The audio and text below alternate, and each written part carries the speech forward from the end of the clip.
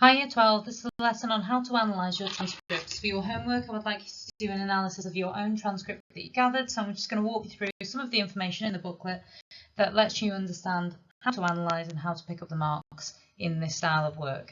Okay, so first thing I want you to do is do a quick test of some of your knowledge. I'd like you to have a look at these terms that are on the screen. I want you to write each one of them down. I would advise you pause now, write down each term, and I want you to write down a definition for each one. If you pause here, I'll give you an answer in a moment.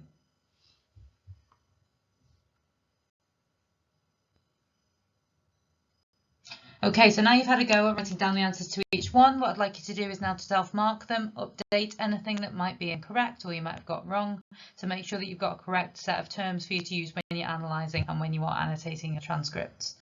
Okay, so a false start is where a speaker begins to speak and then self-repairs. They might begin with the wrong words and then start sentence again with the correct words. Sometimes a false start is where we unintentionally repeat the start of the sentence a few times, like we might say I was telling him, for instance, and that would also be a false start. If you would say I did tell him, that would also be a false start. Filler is a word that we use when we're thinking, normally things like stuff like that. Those are what's also called voiced pauses. We normally use them for thinking time and spontaneous speak. Phatic talk is small talk, things like nice weather we're having, isn't it a nice day, how are you, stuff like that. Back channeling is those responses that we make to support somebody else when they're speaking, things like yeah, right, oh, things like that that support another person's turn. A hedge is where we try to make something more polite, we try to mitigate, so we might say would you mind if, or if it's not too much trouble, or I was just thinking. Yeah, those hedges where we try and kind of mitigate and make what we're going to say a little bit nicer or more pleasant. A tag question is a question that we add on the end of a declarative statement, like for instance, isn't it, doesn't it, won't we, things like that.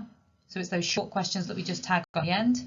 Utterance is the correct word for a sentence in speech.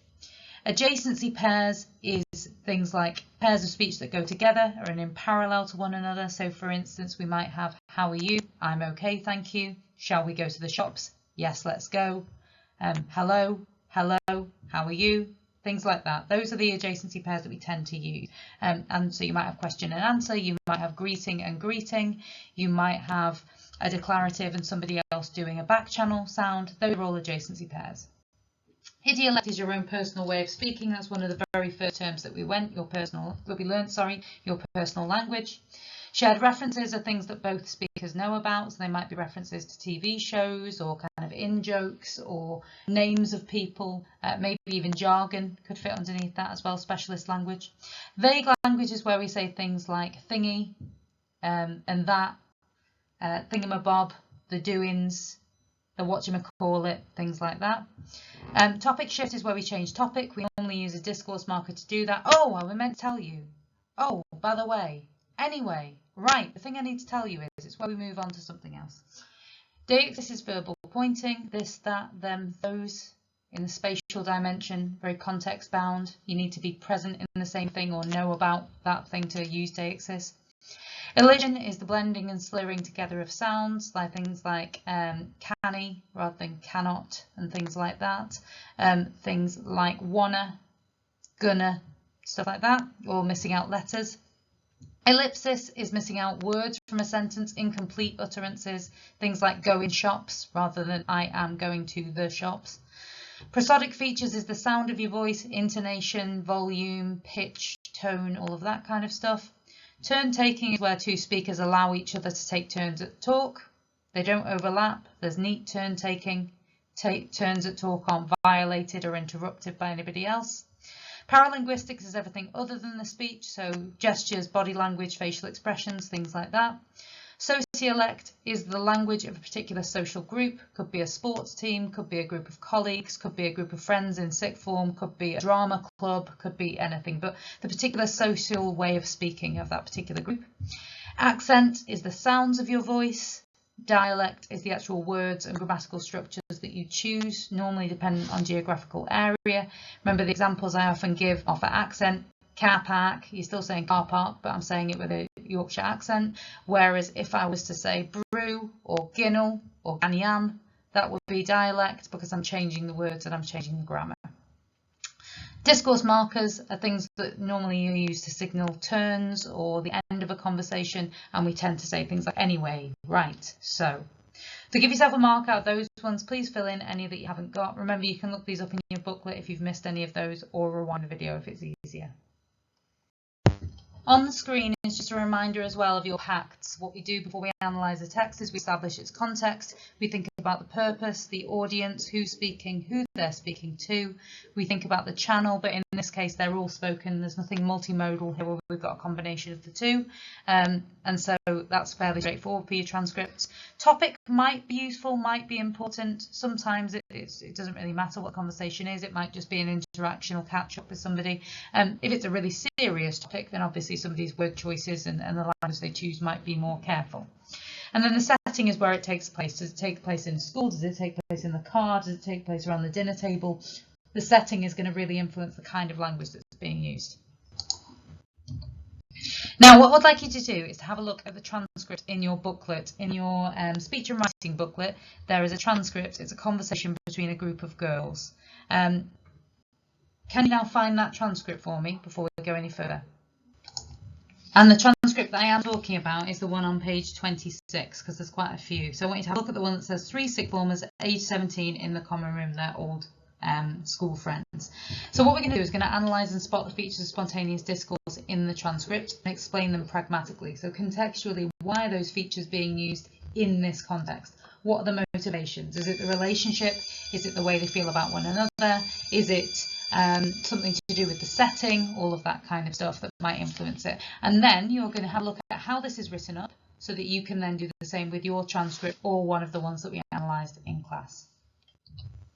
So this is the actual transcript that we're talking about. So I'll give you a moment just to read through it. If you just pause here, have a read of the transcript. What I'd like you to do is to annotate any language features that you can identify independently. So it might be things like false starts, ellipsis, taboo, stuff like that. And I want you to annotate on pragmatically why you think it's used as well. In a moment, I'll show you my answers, but for now, I want you to have a go independently, please. Okay, so language features that you might have noticed and might have annotated, you can annotate these on if any of these you haven't got. First thing I spot straight away is the use of the ellipsis. It's casual, it's informal, let's go spar. The fact that M is using an imperative and it's an aggravated imperative straight away tells me probably that M is one of the more dominant speakers. She's the one who's initiating, she's the one who's starting the conversation, she's the one who's directing the other participants in the conversation. And even though these are school friends, you tend to find a slight disparity in terms of kind of power, hierarchy, things like that in amongst a group as people kind of jostle for position, even if they are close friends. We need to remember that they're in the common room at school, at sixth form, and so they may be talking about things that are to do with a school topic, and you'll see that comes up here as well. Spar here is a shared reference. It refers to the spar that was at the end of the road from the college, and so they know that that means let's go and get some food, let's go and get some lunch, let's go and pop to the shop that's just at the top. The other thing that we see here straight away is that L says, oh no, there's a response to the question, there's that turn taking, but then L says, I don't want to go all the way up there, well, I don't mind, it's. And that becomes a face-saving act. And what a face-saving act is essentially if your face needs have been challenged by somebody else, or if you've said potentially something that might challenge your own self-esteem or position in the conversation. You kind of try to do a repair with words, which is what this person is doing here. So you can see here when they say, oh no, I don't want to go all the way up there, and then they pause and say, well, I don't mind, it's just. And there they use some hesitation, some pauses, some mitigations, some fillers, I don't mind. You can see the uncertainty as L kind of tries to repair that potentially face-threatening moment with the other speaker. We've then got aggravated imperatives that are used. You can actually see above that B uses why don't we go sit in the sixth form centre in that other bit. Uses an interrogative, but it's almost a bit of a directive imperative. It's almost a mitigated imperative, an implied imperative. M responds then with aggravated imperatives and rhetorical interrogatives. Let's go. Yeah, where else are we going to go? So by this point it's really clear that M is the powerful speaker. M is holding the floor. These students are familiar with each other. You can see as we go a bit further on that they're quite happy to commit these face-threatening acts against each other, but certain speakers are working harder than others to kind of protect their face needs and their self-esteem. But it seems clear that M is the one who's guiding lots of the conversation, who's asking lots of the questions, who's really holding the floor.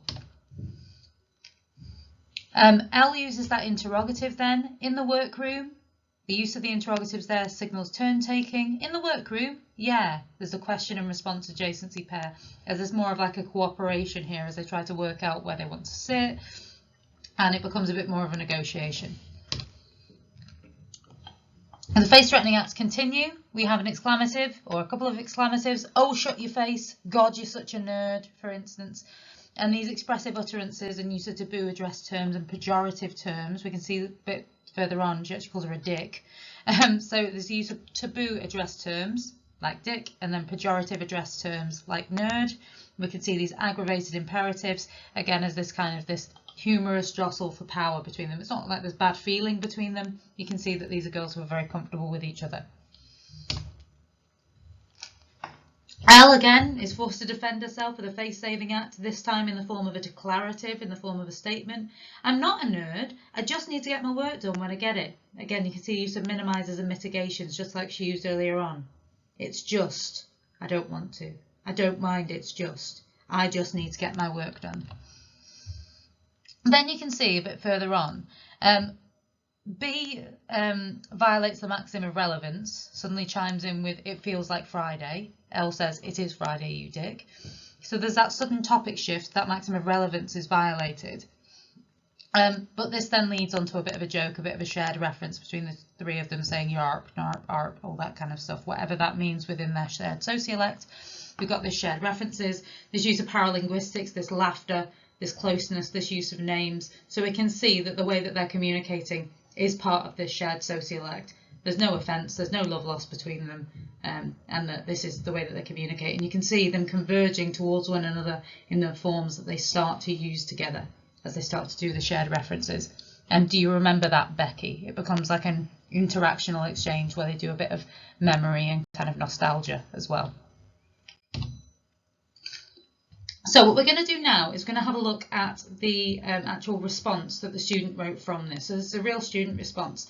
Now, in this A-level, you are assessed using two main assessment objectives for this kind of analysis, but I've also thrown in theory here because we have done theory such as Grice, for instance, and I mentioned that before, and I want you to try and relate that in the analysis that you do.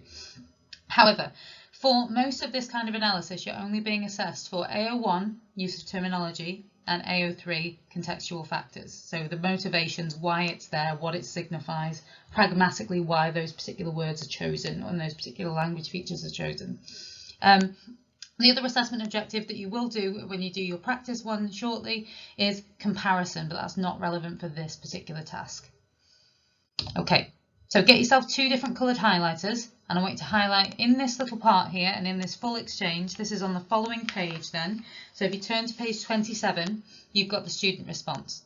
I want you to highlight in the response anywhere that you see AO1 and AO3. So I'll do the first part with you. So your question is going to be, what features in your extract are characteristic of normal spoken English? Okay, so it says speech is normally spontaneous, it's unplanned, speakers meet and talk instantaneously with loosely structured utterances. That's what we call turns in speech rather than sentences. It talks about immediate feedback. It talks about prosodics being possible. It talks about non-verbal signs and paralinguistics used to express the meaning. So straight away, all I want when you write this up is just an introduction to what you know about speech and how it's normally structured, how it normally works, how it kind of is put together. Then I want you to go into the specifics of your extract, which is what this student does. So this student now then tells us about the context, and they continue to use more terminology as they work through some of the features. They talk about shared references, go spa, in that other bit, in the workroom, and they talk about vague utterances and deixis all the way up there, these things being context bound, etc. But what we're not doing here is just feature spotting. We're also then talking about pragmatically why it's there. So can you see here it says, this discourse involves Year 12 students talking informally. Their familiarity is evident, talking about their relationship due to the shared references. These terms could be unclear and ambiguous to a person outside of the friendship group who did not know the area or did not know the college, basically. All of these utterances are context bound. all the way up there, for instance. Yet they're entirely clear to these speakers involved, and precision is not necessary because they can all relate to what is being said. They can all visibly see it, and they are all aware of the context in which they're speaking. So there's an example. I'd like you to do the same thing through the rest of the response to see how the terminology is. The term that I would always use is peppered all the way through. Every paragraph when you write yours up should be peppered with terminology, and your context and your pragmatics should be detailed. Pragmatically, it could be used for this reason. It is evident from this that. It seems likely that. Given the context, we can conclude that. Yeah, it's that kind of analysis about why it's being used every time that you do yours. And you see that the context and the pragmatics is understandably quite a bit longer than the use of the terminology. But the terminology needs to be linguistic, needs to be specialist, needs to be peppered all the way through. The other thing that I just want to draw your attention to here, when you then do this with the rest of it, is Grice's maxim of manner is being broken, it says here. So it's also talking about AO2. If you want an AO2 colour, whenever it's talking about Grice's maxims or any of the theory about how speech and writing are used and the features of those, that would be AO2. Notice how this one says broken. You guys know that the word should be flouted. Okay, we say it's flouted if a maxim is violated. So this continues again, same kind of process. I want you to highlight, please, the AO1 terminology and the AO3 pragmatics. Notice how in this one it actually explicitly uses the word pragmatics. The pragmatics also imply humour and affection. There is other points here where it talks a little bit further down about it adhering to certain ones and obeying certain ones of Grice's maxims. So every time they use a feature, they identify a feature, they explain pragmatically why it is used. Another thing just to point out is to remember to think about the function of the speech being satisfied here. Theirs is partially transactional because they're focusing on getting something done. Where shall we go? What shall we do now? What shall we spend our free period doing? Shall we go to the spa or shall we sit in the workroom? So partially it's transactional. Parts of it are also expressive, expressing emotions, aren't they? Parts of it are also interactional. It's about building relationships. Certainly that bit towards the end is interactional, where they kind of talk about the shared references of something from their history as friends, where they said that yarp narp thing, whatever that shared reference means. So make sure you also talk about that in your transcript as well. What's the function of the speech that's being satisfied in your transcript? So now what I'd like you to do is look at your own transcript and consider. I want you to annotate your own transcript. Even if you choose not to write up on your own transcript and you'd rather use one of the ones that we've used in class, that's absolutely fine, but I want you to do some analysis of a transcript. And your question is going to be, what features in the extract are characteristic of normal spoken English? So how does it meet the kind of structures of normal conversation, and why are certain features there or not? I want you, when you annotate, to apply terminology, consider the effects, consider the pragmatic motivations, why certain things are chosen, why certain levels of taboo, for instance, why certain face-threatening acts, why turn-taking works as it does, why people are overlapping or interrupting. I want you to think about contextual factors that might be important. The purpose of the conversation, is it purely interactional? Is it referential? Is it transactional? Who the audience is, how they know each other. It's going to be very different if it's a family, if it's parents and child compared to friends. What's the setting? Are they at school and therefore they're talking about school and they might be pressured into using certain language because it's in school and maybe avoiding swearing and things like that? Is it public, for instance? Is it private? Is it around the dinner table? Is it in the car with somebody's parent? All of that is going to affect the language that we choose. I want you to consider anything to do with prosodics and paralinguistics, how things might be said, what the implication might be of the words, how gestures and movement might have supported it. Consider the functions of the talk, as we said before. Look at dominance, turn-taking. Does one person initiate more? Does one person control the topic shifts? Does one person interrupt or overlap more? Does one person give more face-threatening acts, whereas others are more face-saving in what they say? Think about how cooperative the speakers are. Do they converge? Do they diverge? Do they support one another? Do they adhere to Grice's maxims? And there's an example here that you're welcome to pause and have a read of as well. But on this task, which I will also upload to Satchel, there is your task, okay, which tells you here, please complete some extended analysis explaining the linguistic features of your transcript, or another one in the pack if you don't want to use your own. I want to write that question at the top. To what extent is your transcript typical of spontaneous speech? In each paragraph, introduce the feature in your data, use the terminology, give some quotations, analyse the pragmatics of why it is there. On the following slide, there is also an example introduction and an example paragraph as well, so you can see how to structure it. There's also some sentence starters to help you talk about the maxims being obeyed or flouted at different points in your transcript.